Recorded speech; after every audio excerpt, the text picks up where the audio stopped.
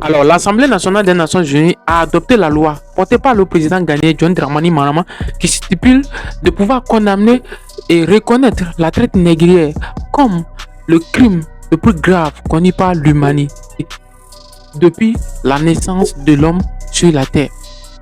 Et cette résolution a été adoptée aux Nations Unies par qui? Il y a eu beaucoup d'États qui se sont abstenus. Vous connaissez le nombre d'États. Il y a eu 123 voix. 123. Il y a des absents aussi.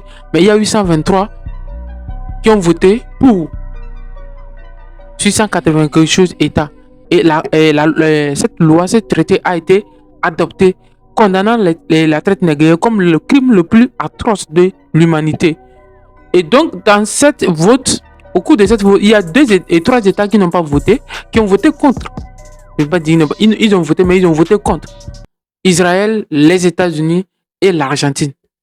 Les gens vont parler de l'Israël, les États-Unis, mais tout le monde en connaît. C'est le pays où il y a la discrimination jusqu'au jour d'aujourd'hui. On peut te tuer même dans la rue sans que, aux États-Unis, cette discrimination envers les Noirs n'a jamais cessé. Et le président Donald Trump même fait partie de 16 personnes de catégorie. Donc, il ne serait pas surpris de voir les Américains voter contre. Secondo, il y a eu, parce qu'il y a des pays comme la France, tous ces pays-là ont voté pour. Et moi, si cette solution a été adoptée, c'est parce que c'est porté par un pays comme le Ghana. Et tout le monde connaît le Ghana, c'est un pays démocratique.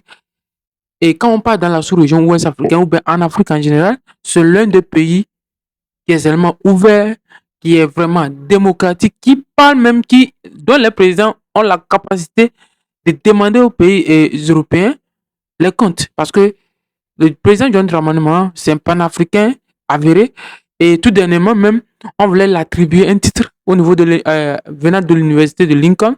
Malheureusement, on l'a retiré parce que sous soupçon que les associations de droit de LGB disent que le président ghanéen est probablement contre ces personnes. C'est pour cela qu'on ne l'a pas décerné ce titre.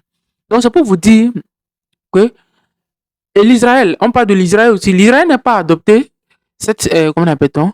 Si l'Israël n'a pas voté, a voté contre, excusez-moi, c'est juste parce que les États africains, beaucoup d'États africains ont condamné depuis même la création de l'Israël, même depuis le massacre des Gazaouis, l'Israël, aux Nations Unies, beaucoup d'États ont condamné l'Israël. Et encore, puis, pour l'Argentine, ceux qui ne connaissent pas l'Argentine, c'est là où il y a eu la discrimination raciale la plus atroce. C'est-à-dire, on a arrivé jusqu'à éliminer la majorité de ces Noirs. On a éliminé. Ils ont fait des croisements, des mixages. Et au jour d'aujourd'hui, il n'y a plus. La majorité noire a quasiment disparu. Il y a eu des guerres. On les a éliminés. Pendant une guerre, je pense, l'Argentine a connu une guerre. C'est les Noirs qu'on a envoyés au front. Et c'est eux qu'on a massacrés. Et c'est pour cela, en Argentine, les Noirs sont minoritaires. Il n'existe même pas chose. Ils n'existent même pas. Ils ne sont pas là quasiment.